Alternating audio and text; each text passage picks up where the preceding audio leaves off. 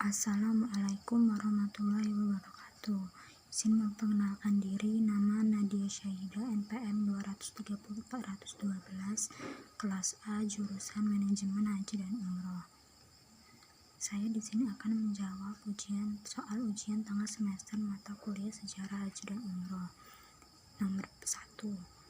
Perbedaan haji dan umroh berdasarkan hukumnya.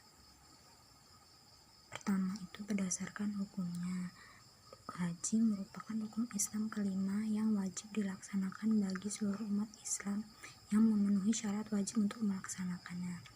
Kewajiban berhaji bagi yang mampu ini didasarkan pada firman Allah Subhanahu wa Ta'ala pada Quran Surat Ali Imran ayat 98. Wallahi alan nasi hajjil taiti, yang artinya, dan bagi Allah Subhanahu wa Ta'ala wajib bagi manusia untuk melaksanakan haji ke Baitullah. Sementara itu, hukum ibadah umroh masih menjadi perdebatan di antara para ulama. Dari ayat Quran Surat Al-Baqarah 100 ayat 196, umat Islam diperintahkan untuk menyempurnakan ibadah haji dan umroh untuk Allah.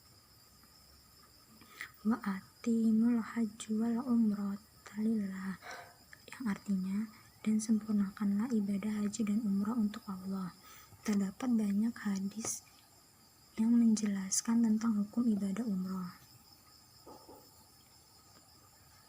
Beberapa menyamakan hukum umrah dengan haji, tetapi ada pula yang menyebut hukum melaksanakan umrah adalah sunnah. Yang kedua yaitu berdasarkan rukunnya. Perbedaan haji dan umrah berdasarkan rukunnya. Rukun dalam ibadah haji dan umrah bersifat batal bila tidak dilakukan dan tidak bisa diganti denda. Seperti yang diketahui, terdapat 5 rukun haji, yaitu niat ihram, wukuf di padang Arafah, tawaf, sa'i, dan memotong rambut atau tahallul. Itu merupakan rukun haji.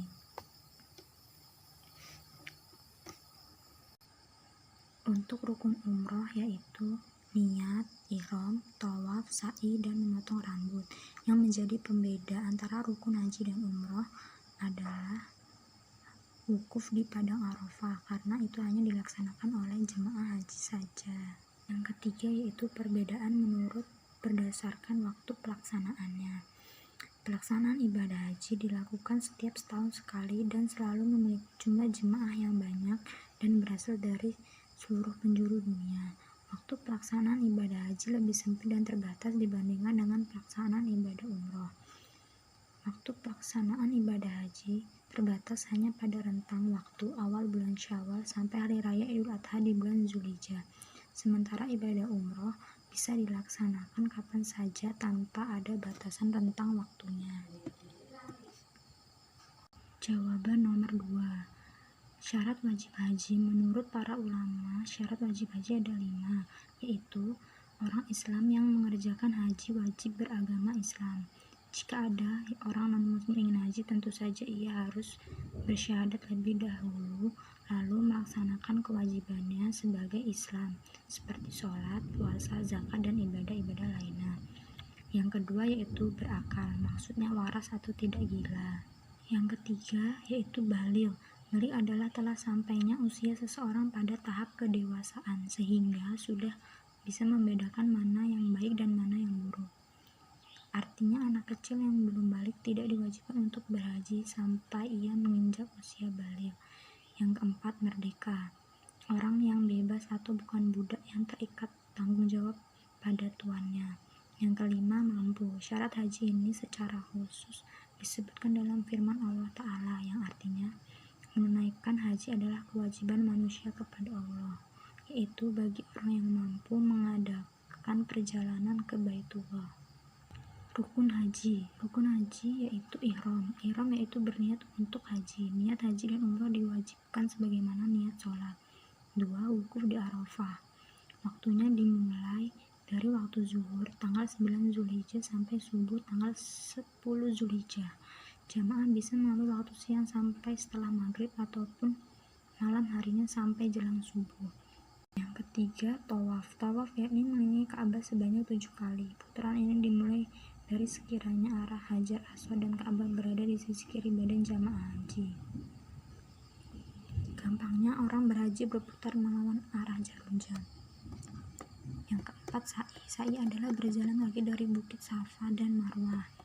Yang kelima, tahallul. Tahallul yaitu mencukur rambut kepala setelah seluruh rangkaian haji selesai. Waktunya sekurang-kurangnya setelah lewat tanggal 10 Zulhijjah. Jawaban nomor 3. Pertama, ihram.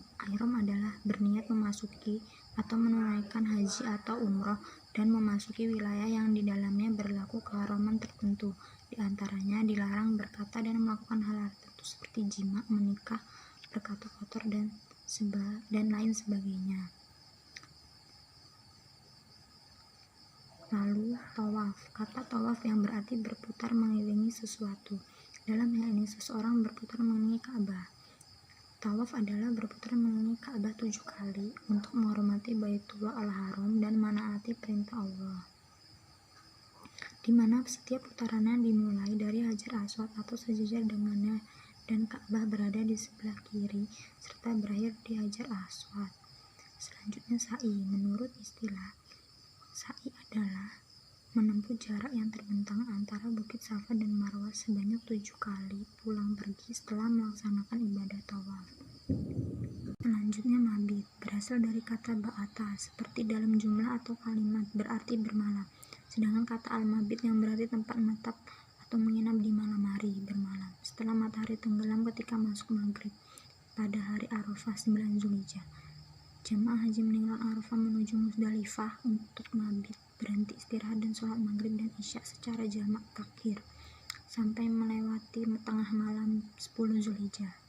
Selanjutnya, miqat zamani. Miqat zamani adalah beberapa bulan yang telah ditentukan di mana tidak boleh berihram untuk haji kecuali dalam bulan-bulan tersebut. Bulan-bulan haji itu adalah Syawal, Zulqa'dah, dan Zulhijjah. Selanjutnya, miqat makani adalah tempat-tempat yang ditentukan untuk berihram haji atau umrah. Nama-nama miqat makani yaitu Madinah, Bir Ali, Musdalifah, Suriah, Al-Jufa, Najd, Qarn al-Manazil, Irak, Zatu, dan Yaman, Yalamlam. Jawaban nomor 4. Dam atau denda haji yaitu adalah sesuatu yang wajib dipenuhi oleh jamaah haji karena melanggar larangan haji atau karena meninggalkan wajib haji. Jawaban nomor 5 yaitu pertama, membersihkan diri dengan mandi junub. Sebelum berangkat menuju miqat, ada baiknya untuk membersihkan diri seperti mandi junub atau mandi wajib untuk menghilangkan hadas. Jangan lupa untuk memakai wangi-wangian yang terbaik dan berwudu. Kedua, menggunakan pakaian ihram dan niat dari miqat. Tata cara umrah berikut usai membersihkan diri dengan menggunakan pakaian ihram. Pakaian ihram ini berupa kain yang menjuntai dan tidak memiliki jahitan. Pakaian ihram laki-laki berupa 2 lembar kain yang berfungsi sebagai sarung dan penutup pundak. Sedangkan pada wanita disyariatkan untuk menutup seluruh tubuh meskipun tidak dibenarkan memakai niqab. Yang ketiga, membaca talbiyah selama perjalanan menuju Mekah. Usai melakukan ihram di miqat, ada baiknya melantunkan talbiyah selama perjalanan menuju Mekah. Talbiyah merupakan doa yang berbunyi, labbaik Allahumma labbaik, labbaik la syarika lak labbaik, innal hamda wa ni'mata laka wal mulk la syarika lak. Yang artinya, aku menjawab panggilanmu ya Allah, aku menjawab panggilanmu, aku menjawab panggilanmu, tiada sekutu bagimu, aku menjawab panggilanmu, sesungguhnya segala pujian, kenikmatan dan kekuasaan hanya milikmu, tiada sekutu bagimu. Keempat, masuk Masjidil Haram dan mencium Hajar Aswad. Ketika memasuki Masjidil Haram, dianjurkan untuk membaca doa masuk masjid dan menundukkan kaki kanan. Setelah itu mulai menghadap Hajar Aswad dan mengusap lalu mencium batu tersebut. Jika tidak memungkinkan, maka cukup memberi syarat berupa lambaian tangan. Selanjutnya, tawaf sebanyak 7 kali. Urutan umur berikutnya adalah tawaf. Tawaf dilakukan sebanyak 7 kali yang dimulai dari Hajar Aswad dan berakhir di Hajar Aswad pula. Dalam melakukan urutan ibadah umrah yang satu ini, disunahkan pula untuk berlari kecil 3 putaran pertama dan berjalan biasa di 4 putaran terakhir. 6. Sholat 2 rakaat di depan makam Nabi Ibrahim. Tata cara umroh berikutnya yakni sholat 2 rakaat di depan makam Nabi Ibrahim. Ketika sholat dianjurkan untuk membaca surat Al-Kafirun pada rakaat pertama, sedangkan pada rakaat kedua dianjurkan membaca surat Al-Ikhlas. 7. Beristirahat dan minum air zam-zam. Usai sholat 2 rakaat, urutan umroh selanjutnya adalah beristirahat dan minum air zam-zam. Yang keempat, melakukan sa'i sebanyak 7 kali, dimulai dari Bukit Safa dan berakhir Bukit Arwah. Usahakan ketika berada di Bukit Safa, kemudian menghadap ke arah Ka'bah, lalu membaca doa yang berbunyi Allahu Akbar, Allahu Akbar, Allahu Akbar, walillahil hamdu, Allahu Akbar, alama hadana walhamdulillah, alama aulana la wa yumitu biyadihil khairu wa huwa ala kulli